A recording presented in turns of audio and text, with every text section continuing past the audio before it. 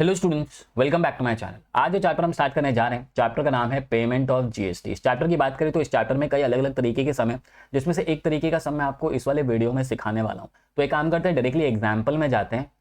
तो ये रहा हमारा एग्जाम्पल जो हम लोग सॉल्व करने वाले हैं। देखते हैं इस एग्जाम्पल में क्या बोला है। क्वेश्चन में बोला है Mrs Shruti registered in the state of Tamil Nadu provides you following details for the month of December, calculate. ये रहा। इस वाले वीडियो में मैं आपको जो सम सिखाने वाला हूँ वो है रिलेटेड टू टैक्स लायबिलिटी। किसी भी इंसान का टैक्स लायबिलिटी कैसे कैलकुलेट करते हैं अंडर जीएसटी। ठीक है। अच्छा, इसका जो सोल्यूशन का फॉर्मेट है ना, उसके अंदर हमको 3 टेबल बनाने। ठीक है। तीनों टेबल का मैं आपको नाम दे देता हूँ। सबसे पहला टेबल जो हम लोग बनाएंगे ना, उसके ऊपर हम लोग नाम डाल देते हैं कैलकुलेशन ऑफ टैक्स लायबिलिटी। ठीक है। ओके, ये वाला जो टेबल हम लोग बना रहे हैं ना, इस टेबल के अंदर हमको क्या क्या इंक्लूड करना है। अगर मैंने गुड्स सोल्ड किया या मैंने सर्विस प्रोवाइड किया तो उसकी एंट्री हम लोग है ना इस वाले टेबल के अंदर करते हैं। ठीक है। एक टेबल और बनाते हैं जो कि सेम टू सेम ही है। देखो, सब कुछ सेम है, particulars, I GST, C GST, S GST. इस टेबल का हम लोग क्या नाम देते हैं पता है? इसको हम लोग देंगे calculation of input tax credit. ठीक है, ITC, इनपुट टैक्स क्रेडिट। अच्छा, इसके अंदर हमको कौन कौन सी एंट्री करनी है? अगर तो मैंने गुड्स परचेज किया या फिर सर्विस मैंने अवेल किया, ठीक है, तो ये दोनों की एंट्री हम लोग इस वाले टेबल के अंदर करते हैं। ठीक है। ये कॉलम में कैसे लिखना है वो मैं आपको एग्जांपल के साथ साथ बताऊंगा, बहुत ही सिंपल है। और जो हमारा आखिरी टेबल है ना, वो है स्टेटमेंट शोइंग।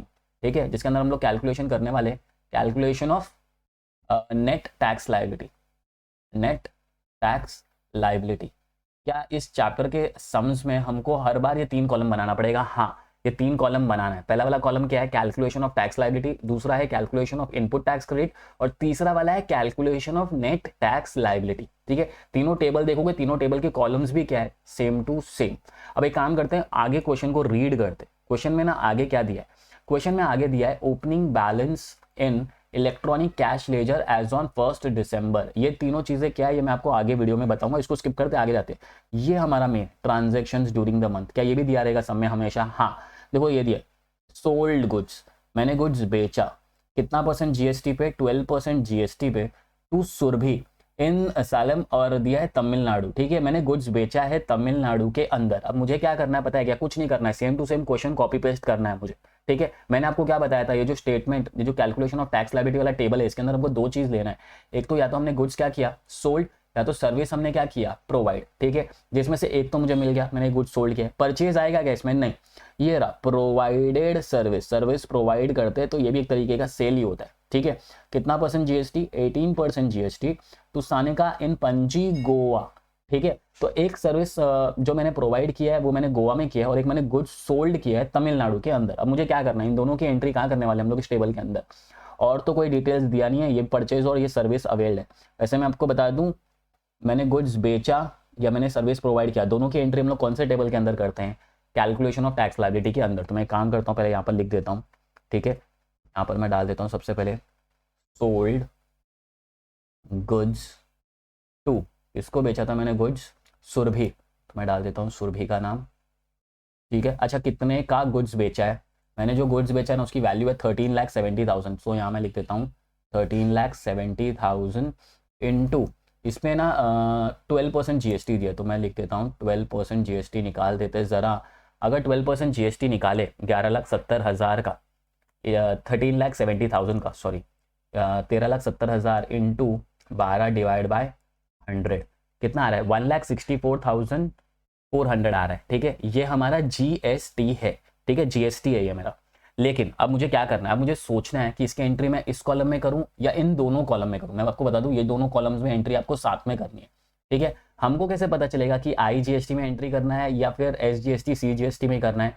तो इसके पीछे कैच क्या है? यहाँ पर देखो, ये जो श्रुति है ना, इसने कौन से स्टेट में रजिस्टर किया है? तमिलनाडु में। ठीक है। अगर तो सुरभि ने या सॉरी श्रुति ने तमिलनाडु के अंदर ही गुड्स बेचा या फिर तमिलनाडु के अंदर ही सर्विस प्रोवाइड किया, तो इसके ऊपर क्या चार्ज करते हैं बताए हम लोग? CGST और SGST। ठीक है, क्या चार्ज करेंगे हम लोग? CGST और SGST। इसका मतलब अगर कोई भी इंसान है, जैसे ये तमिलनाडु है, क्या अगले समय भी तमिलनाडु होगा? नहीं, कोई दूसरा स्टेट होगा। जैसे फॉर एग्जाम्पल सपोज एक मिस्टर ए है जो महाराष्ट्र के स्टेट में रजिस्टर्ड है। इसका मतलब अगर इसने महाराष्ट्र के अंदर गुड्स बेचा या सर्विस प्रोवाइड किया, महाराष्ट्र के अंदर ही कर रहा है, तो इसके ऊपर क्या लगेगा? CGST और SGST। ठीक है। और अगर सपोज इसने महाराष्ट्र के बाहर किया तो क्या लगेगा पता है, IGST, ठीक है। जैसे इस वाले केस में अगर श्रुति ने तमिलनाडु के बाहर कोई दूसरे स्टेट में या तो गुड्स बेचा या तो कोई सर्विस प्रोवाइड किया तो उसके ऊपर क्या लगेगा, IGST। बस यही कंसेप्ट है, ठीक है। देखो यहाँ पर मैंने गुड्स बेचा है, तमिलनाडु के अंदर ही बेचा है ना, तो मेरे पर क्या लगेगा, CGST और SGST, ठीक है। सो मैं यहाँ पर जाता हूँ, देखो मेरे को है ना ये जो मिला है ना, फिर से निकाल देता हूँ, 13,70,000 था बराबर, ये मैंने गुड्स बेचा था इतने का, इसके ऊपर मुझे 12% GST पे करना है। लेकिन क्योंकि मैं विद इन स्टेट कर रहा हूँ ना, तो क्या लगता है, CGST SGST। CGST का कैसे निकलेगा पता है वैल्यू, इसको डिवाइड बाय 2 कर दो, डिवाइड बाय 2 कर देंगे तो आएगा 82,200। तो यहाँ पर मैं लिख देता हूँ 82,200, यहाँ पर भी लिख देता हूँ 82,200, ठीक है। और यहाँ पर हम लोग बड़ा सा क्या कर देंगे, डैश, ठीक है। अगर विद इन स्टेट है, जिस स्टेट में मैंने रजिस्टर किया उसी स्टेट के अंदर मैं गुड्स बेचता हूँ या सर्विस देता हूँ तो क्या लगेगा, CGST और SGST। पहले GST निकालो, उसको क्या कर दो, डिवाइड बाय 2 कर दो और आधा आधा अमाउंट दोनों में लिख दो, ठीक है। ओके, इस टेबल के अंदर और एक एंट्री आने वाला, मैंने सर्विस प्रोवाइड किया था, ये भी मेरे टाइप का क्या है, सेल्स है। तो मैं लिख देता हूँ प्रोवाइडेड सर्विसेज टू सानिका, तो यहाँ मैं लिख देता हूँ प्रोवाइडेड सर्विसेज टू सानिका। अच्छा, कितने का सर्विस दिया है मैंने, उसको पहले अमाउंट देख लेते हैं। अमाउंट है 8,90,000, तो यहाँ मैं लिख देता हूँ 8,90,000 इंटू 18% है, तो 18 डिवाइड बाय क्या कर देंगे हम लोग, 100 बराबर। तो कैलसी पे पहले एक काम करता हूँ, मैं ले लेता हूँ 8,90,000 इंटू 18 डिवाइडेड बाय 100, तो आ रहा है 1,60,200। अब मुझे है ना ये सोचना है क्या इसको डिवाइड बाय 2 करूँ या नहीं, क्योंकि है ना देखो, या तो CGST SGST दोनों में लिखना है या तो सिर्फ IGST में लिखना है। पता कैसे चलेगा, चेक करते हैं। कहाँ सर्विस प्रोवाइड किया, गोवा में। क्या गोवा तमिलनाडु के अंदर आता है, नहीं, गोवा एक ऑल टुगेदर डिफरेंट स्टेट है, इसका मतलब इसने अक्रॉस दूसरे स्टेट में किया है, ठीक है। सर्विस दूसरे स्टेट में देंगे ना तो क्या लगता है, IGST। ये याद रखना, जिस स्टेट में आप रजिस्टर्ड हो, अगर उसी स्टेट के अंदर आप गुड्स बेचोगे या सर्विस दोगे तो क्या लगेगा, CGST SGST। और अगर सपोज आपने कोई दूसरे स्टेट में सर्विस दिया या फिर गुड्स बेचा तो क्या लगता है, IGST। तो इस वाले सिचुएशन में ये जो 1,60,200 है ना, डायरेक्टली यहीं पे लिख दूंगा 1,60,200 डायरेक्टली, यहाँ पर डैश, यहाँ पर डैश। इसका मतलब अगर SGST CGST ढूंढना है ना तो जो आंसर आता है इसको डिवाइड बाय 2 करना पड़ता है। इस बार डिवाइड बाय 2 क्यों नहीं किया, बिकॉज IGST लग रहा है। अगर IGST लग रहा है ना तो डायरेक्ट जो कैलसी पे आंसर है वही लिख दो, CGST SGST में डैश डैश कर दो। और अगर सपोज आपका आंसर आ रहा है उसको डिवाइड बाय 2 कब करना है, जब आपने विद इन स्टेट किया है तो, ठीक है। अच्छा, और तो कोई एंट्री है नहीं तो हम लोग क्या कर सकते हैं, टोटल कर सकते हैं। इसका टोटल करेंगे तो मुझे 1,60,200, इसका मतलब क्या हुआ पता है क्या, मैंने जो गुड्स बेचा और जो सर्विस दिया ना इसके ऊपर मुझे IGST कितना पे करना है, 1,60,200। SGST CGST किसको पे करना है, 82,200, 82,200, ठीक है। इतना मेरी ये सिनारियो अब तक का ये कि मेरे को इतना टैक्स पे करना है, GST पे करना है। फिर अभी हम लोग आगे जाते हैं दूसरे वाले टेबल के अंदर। मैंने आपको बोला था ये परचेज और अवेल सर्विस ये वाले टेबल में जाएगा। इसका नाम क्या है, calculation of ITC, input tax credit. So मैं यहाँ पर जाता हूँ, चेक कर लेता हूँ सब में कहीं पे भी था क्या कुछ ऐसा, ये रहा, परचेज किया था गुड्स और सर्विस अवेल किया था। इन दोनों के ऊपर हम लोग जो एंट्रीज करेंगे ना, ये कौन से वाले टेबल में जाएगा, ITC के टेबल में जाएगा, इनपुट टैक्स क्रेडिट के अंदर। परचेज किया था गुड्स फ्रॉम बिदार तेलंगाना, तो मैं पहले लिख देता हूँ परचेज गुड्स, यहाँ पर जाना है, परचेज और अवेल की एंट्री साथ में करनी है, सोल्ड और प्रोवाइड की एंट्री साथ में करनी है, ठीक है। परचेज किया है गुड्स फ्रॉम बिदार, ठीक है। अच्छा, अमाउंट कितना है जो हमने परचेज किया है उसका, जो हमने गुड्स परचेज किया उसका अमाउंट है 1,24,000। इसके ऊपर कितना परसेंट GST, 28%। मैं लिख देता हूँ 1,24,000, 1,24,000 इंटू 28 डिवाइड बाय 100 करेंगे तो आंसर आएगा 1,24,000 इंटू 28 डिवाइड बाय 100, तो आ रहा है 34,720। अब मुझे ये डिसाइड करना है कि इसको डिवाइड बाय 2 करूँ या नहीं करूँ। डिवाइड बाय 2 कब होगा, अगर ये मैंने तमिलनाडु के अंदर ही किया है तो, ठीक है। अब लेने कौन से स्टेट में किया है ये इंपॉर्टेंट है। देखो यहाँ पर तेलंगाना, ठीक है, तेलंगाना एक डिफरेंट स्टेट है, तमिलनाडु डिफरेंट स्टेट है, अलग स्टेट है, तो इस पर क्या लगेगा, IGST। तो इसका मतलब जो आंसर आया ना ये 37,720, ये मैं डायरेक्टली यहाँ पर लिख दूंगा 34,720, इधर पे डैश, इधर पे डैश, ठीक है। ओके, ऊपर जाते हैं। अब देखो अवेल की है सर्विस, तमिलनाडु के अंदर ही की है, मदुराई, ठीक है। तो मतलब इसके ऊपर क्या लगने वाला है, विद इन स्टेट है ना, तो इसके ऊपर क्या लगेगा, CGST SGST। ठीक है, तो इसका मतलब इसमें जो 2,80,000 दिया है तो मैं क्या करूँगा, लिखूंगा 2,80,000 इंटू 5/100। ये मेरा आंसर है बराबर। ये नहीं लिखना है, इसको डिवाइड बाय 2 भी करना है। डिवाइड बाय 2 करेंगे तो 7,000 आ जाएगा। ठीक है, तो मैं जाके लिखता हूँ अवेल सर्विस, यहाँ पर जाएंगे, यहाँ पर डायरेक्टली डाल देंगे अवेल सर्विसेज। मैंने सर्विसेज अवेल किया है फ्रॉम किसके पास से, पीछे जाएंगे मधुराई, तो मधुराई और तो मैं यहाँ पर डाल देता हूँ मधुराई एंड अमाउंट है 2,80,000। तो यहाँ पर जाके लिखेंगे हम लोग सीधा सीधा 2,80,000 इंटू कितना परसेंट है, परसेंटेज है 5% है, ये देखो ये रहा 5%। तो मैं इसके ऊपर 5% निकाल दूंगा, 5%। तो कैलसी पे जाए तो आएगा 2,80,000 इंटू 5 डिवाइड बाय 100। आंसर आ रहा है 14,000। इसको डिवाइड बाय 2 करना है क्योंकि विद इन स्टेट किया, तो इस पर क्या लगेगा, CGST SGST। तो इधर मैं इस बार यहाँ डैश कर दूंगा और यहाँ पर एंट्री कर देंगे 7,000 और कोई एंट्री है ही नहीं, तो डायरेक्टली इसका क्या कर देंगे हम लोग, टोटल कर देंगे। तो यहाँ पर आएगा 34,720, 7,000 यहाँ पर, 7,000 यहाँ पर। अब आएगा मेन टेबल, ये है हमारा calculation of net tax liability. ठीक है, अच्छा देखो सब में एक चीज थी जो मैंने इग्नोर की थी, अब तक मैंने लिया ही नहीं था, ये जो ओपनिंग बैलेंस दिया था ना, इसके बारे में हमने डिस्कशन ही नहीं किया कि ये क्या है। हमको ओपनिंग बैलेंस दिया इलेक्ट्रॉनिक लेजर के अंदर। अब इसका कहाँ पर यूज करना है ये भी मैं आपको बता दूं। इसका एंट्री हम लोग कहाँ करते हैं, calculation of net tax liability है ना, इसके अंदर इसकी एंट्री करते हैं। ठीक है, इसका मतलब जब भी ये नेट टैक्स लाइबिलिटी के सम्स आएंगे ना, सबसे पहले आपको क्या काम करना है, 2 टेबल बनाना है, एक कैलकुलेशन ऑफ टैक्स लाइबिलिटी और एक कैलकुलेशन ऑफ ITC। जितना भी गुड्स हमने बेचा है, सोल्ड किया है, ठीक है, और जो सर्विस हमने प्रोवाइड किया है, इसकी एंट्री आपको कहाँ करनी है, इसके अंदर। ठीक है, सिर्फ ये चेक कर लेना अगर विद इन स्टेट है, विद इन स्टेट है तो क्या चार्ज करोगे तुम लोग, CGST SGST। मतलब जो आंसर आया ना उसको डिवाइड बाय 2 कर दो। ठीक है, और अगर सपोज बाहर कोई स्टेट, आउट ऑफ स्टेट है, ठीक है, तो उस पर डायरेक्ट एक ही चीज चार्ज करते हैं, IGST। मतलब कैलसी पे जो आंसर आएगा डायरेक्टली उठा के IGST के सामने लिख दो और उसका टोटल कर दो। ठीक है, देखो इतना है ना टैक्स मुझे भरना है, IGST कितना भरना है 1,60,200, CGST कितना भरना है 82,200 और SGST कितना पे करना है 82,200। लेकिन इसमें से ना मैं ऑलरेडी जब मैंने परचेज किया था ना तो मैं ऑलरेडी GST पे कर चुका हूँ, तो मुझे ना इसका बेनिफिट मिलेगा।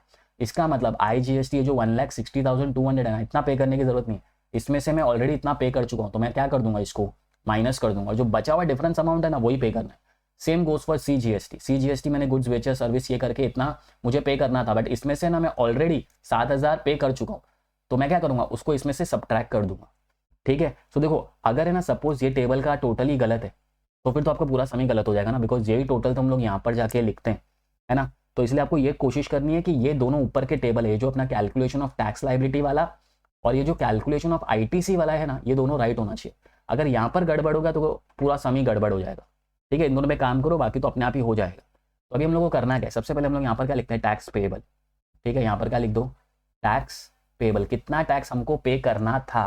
ठीक है, तो मैं चेक कर लेता हूँ 1,60,200, तो यहाँ मैं लिखता हूँ 1,60,200, उधर है 82,200, तो यहाँ मैं लिख देता हूँ 82,200, उसके बाद फिर से 82,200, इतना हमको पे करना था। ठीक है, ये सिनारियो है टैक्स पेएबल, लेकिन इसमें से हम लोग ऑलरेडी पे कर चुके, तो मैं उसको क्या कर देता हूँ, इसमें से माइनस कर देता हूँ, जिसको हम लोग बोलते हैं ITC। कितना कितना पे कर चुके, 34,720 पे कर चुके हैं, CGST का 7,000 पे कर चुके हैं, SGST का 7,000 पे कर चुके हैं। ठीक है, अच्छा इसमें से और एक चीज हमको माइनस करना है, उसको हम लोग बोलते हैं सेट ऑफ अवेलेबल। ठीक है, ये जो बैलेंस था ना इलेक्ट्रॉनिक में, उसको भी हम लोग क्या कर देते हैं, माइनस कर देते हैं। अगर नहीं दिया होता तो नहीं माइनस करते हैं। इलेक्ट्रॉनिक में बैलेंस दिया ना, ये पता है क्या है, ये पिछले महीने का सेट ऑफ है जो हमको दिया है। मतलब पिछले महीने ना मेरा जो IGST का आंसर है ना वो माइनस में आया होगा, तो ये तभी का बैलेंस है, मैं तभी माइनस नहीं कर पाया, तो अभी मेरे पास ऑप्शन है इसको माइनस करने का। तो ये बैलेंसेस भी हम लोग क्या कर देते हैं, माइनस कर देते हैं कि इतना मेरे पास ऑलरेडी बैलेंस है कि मैंने पे कर चुका था पिछले महीने, तो इधर पे 43 आ जाएगा। SGST CGST का बैलेंस कितना दिया है, 16,740, तो मैं यहाँ लिख देता हूँ 16,740 एंड 13,820, यहाँ पर आ जाएगा 13,820। एंड अभी हमको क्या करना है, ये भी माइनस करना है, ये भी माइनस करना है, तब जाके हमको फाइनल नेट टैक्स लाइबिलिटी मिलेगा, नेट टैक्स लाइबिलिटी। ठीक है, यहाँ पर आके हमारा सम क्या हो जाता है, खत्म हो जाता है। अच्छा मैंने आप लोगों के लिए छोटा सम लिया था ताकि आपको समझा सकूं, इतनी थोड़ी सी एंट्रीज नहीं होगी, बहुत ज़्यादा एंट्रीज होगी, ठीक है। ओके, और एक तरीके से भी यही सेम सम लोग और एक तरीके से पूछते हैं जो हम लोग आगे भी डिस्कस करेंगे। तो एक काम करते, पहले इसका फाइनल आंसर निकाल देते। फाइनल आंसर कितना आएगा पहले वाले में, 1,60,200 भरना था, जिसमें से मैं ऑलरेडी 34,720 माइनस कर देता हूँ और 43,000 पहले का भी माइनस कर दूँ। तो मुझे अभी कितना पे करना है, 82,480, यहाँ लिख देता हूँ 82,480, राइट। उसके बाद 82,200 पे करना था, माइनस 7,000 माइनस 16,740, तो 58,460, तो मैं लिख देता हूँ 58,460। उसके बाद बारी आती है हमारे लास्ट वाले SGST की, तो उसमें भी 82,200 था, माइनस 7,000 माइनस 13,820, तो आ रहा है 61,380, तो मैं यहाँ लिख देता हूँ 61,380। ये फाइनल टैक्स का अमाउंट है जो मुझे पे करना है। IGST कितना पे करना है, 82,480, CGST कितना पे करना है, 58,460, और अपना SGST सेल्स का जो गुड्स एंड सर्विस टैक्स है वो मुझे इतना पे करना है। ये C स्टैंड्स फॉर सेंट्रल, और ये stands for state goods and service tax, and ये central goods and service tax है, ठीक है। तो ये था हमारा टैक्स लाइबिलिटी का सम। एक सम और एक बता देता हूँ मैं आपको, एक एग्जाम्पल। देखो ये रहा हमारा एग्जाम्पल। मैं चाहता हूँ कि ना ये वाला एग्जाम्पल आप लोग सॉल्व करें, मैं सिर्फ आप लोग के लिए रीड कर लेता हूँ और डिस्कस कर देता हूँ कि करना कैसे है। अब देखो इसमें नाम क्या दिया है, मिस्टर सचिन दिया है। सबसे इंपॉर्टेंट, कहाँ रजिस्टर्ड है वो, महाराष्ट्र में रजिस्टर्ड है। अगर महाराष्ट्र में रजिस्टर्ड है ना, इसका मतलब अगर उसने महाराष्ट्र के अंदर गुड्स बेचा, या तो उसने महाराष्ट्र के अंदर गुड्स खरीदा, और अगर सपोज उसने सर्विस भी महाराष्ट्र के अंदर लिया या फिर महाराष्ट्र के अंदर दिया, अगर वो महाराष्ट्र के अंदर ही कुछ भी कर रहा है ना, तो इसके ऊपर क्या चार्ज करेंगे पता है हम लोग, CGST SGST, ठीक है। गुड्स चाहे परचेस करे, गुड्स चाहे हम लोग सोल्ड करें, लेकिन अगर विद इन महाराष्ट्र कर रहे हैं ना तो क्या चार्ज करते हैं, CGST SGST। और अगर महाराष्ट्र को छोड़ के दूसरे स्टेट में से उसने या तो गुड्स बेचा, या तो गुड्स खरीदा, या तो सर्विस दिया, या तो सर्विस लिया, तो उसके ऊपर डायरेक्ट एक ही चीज लगेगा जिसको हम लोग क्या बोलते हैं, IGST, ठीक है। सो आगे बोला है calculate his net tax liability, फिर ओपनिंग बैलेंस दिया है। मैंने आपको बताया ओपनिंग बैलेंस का इस्तेमाल आपको कहाँ करना है, नेट टैक्स लाइबिलिटी का जो टेबल है उसके अंदर। तो फिलहाल तो उसकी कोई जरूरत ही नहीं है, ये डेटा जो दिया ना ये इंपॉर्टेंट है, तो जरा इसको रीड कर लेते हैं। क्या बोला है इसमें, बोला है sold goods 18% GST to Chetak in Nashik. अब नासिक जो है ना अपना, वो नासिक कहाँ पर आता है, नासिक अपना महाराष्ट्र के अंदर ही आता है। इसका मतलब ये जो 5 लाख रुपया दिया है, इसके ऊपर जो तुम लोग GST निकालोगे 18%, उसमें तुम लोग डिवाइड बाय 2 करोगे, ठीक है। तो ये जो नासिक वाला पार्ट है ना, इसके अंदर क्या चार्ज करने वाले हो तुम लोग, इसके अंदर आप लोग चार्ज करोगे CGST और SGST।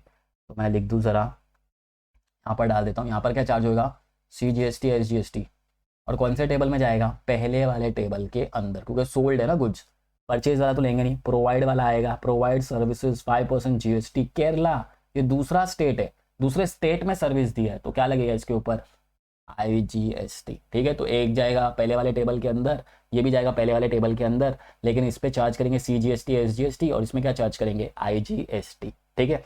उसके बाद परचेज गुड्स दिया है फ्रॉम हरियाणा, हरियाणा और महाराष्ट्र अलग अलग स्टेट है, तो क्या चार्ज करेंगे इसके ऊपर, IGST, ठीक है। अवेल किया है सर्विस हमने फ्रॉम पुणे, पुणे महाराष्ट्र के अंदर ही आता है, तो क्या चार्ज करेंगे, CGST और SGST, ठीक है। अच्छा ये याद रखना, जो हमने गुड्स बेचा है और ये जो सर्विस दिया है, ये डायरेक्टली कौन से वाले टेबल में आएगा, टैक्स पेबल वाले इसके अंदर, ठीक है। एंड जो परचेज किया है गुड्स और जो ये जो सर्विस दिया है, ये कौन से वाले टेबल के अंदर आएगा, ITC इनपुट टैक्स क्रेडिट के अंदर। फिर क्या आएगा, जो भी दोनों का आंसर आएगा, जैसे फॉर एग्जाम्पल ये टेबल बनाओगे, इसका एक आंसर आएगा, इसका एक आंसर आएगा, फिर ये दोनों आंसर को आपको क्या कर देना है, यहाँ पर जो आपका ITC का आंसर है इसमें से क्या कर देना है, माइनस कर देना है। माइनस करने के बाद जब आप यहाँ माइनस करोगे तो आपको और एक चीज़ भी माइनस करना है, वो है अपना इलेक्ट्रॉनिक बैलेंस, ठीक है। क्या इस समय हमको इलेक्ट्रॉनिक लेजर का बैलेंस दिया है, हाँ दिया है। कितना दिया था, वो ये रहा 3,000, 1,000 और 500, ठीक है। तो मैं चाहता हूँ ये वाला एग्जाम्पल आप सॉल्व करें। इसका सोल्यूशन मैं आपको नेक्स्ट वाला वीडियो जो मैं बनाऊंगा उसमें डाल दूंगा। नेक्स्ट वाली वीडियो के अंदर है ना, हम लोग सेम सम सॉल्व करेंगे, बट उसके अंदर हमको और एक चीज़ निकालना पड़ेगा जिसको हम लोग बोलते हैं इंटरेस्ट। कभी भी अगर आपने GST पे करने में डिले कर दिया ना, तो आपको इंटरेस्ट पे करना पड़ता है। तो वो इंटरेस्ट कैसे कैलकुलेट करते हैं, उसका फॉर्मूला क्या है, वो मैं आपको नेक्स्ट वाले वीडियो में सिखाने वाला हूँ, ठीक है। उसके अंदर लेकिन याद रखना, ये जो पार्ट करे ना, ये तो सेम टू सेम करना ही करना है। क्या इंटरेस्ट के ऊपर सम आता है, हाँ सेपरेट सम्स भी आ सकता है, इसके साथ क्लब करके भी दे सकते हैं। इंटरेस्ट का एक सम आता ही आता है, ठीक है। तो चलिए इस वीडियो में इतना ही। अगर आपको वीडियो पसंद आया तो आपको पता है क्या करना है, लाइक करो, सब्सक्राइब करो, शेयर करो।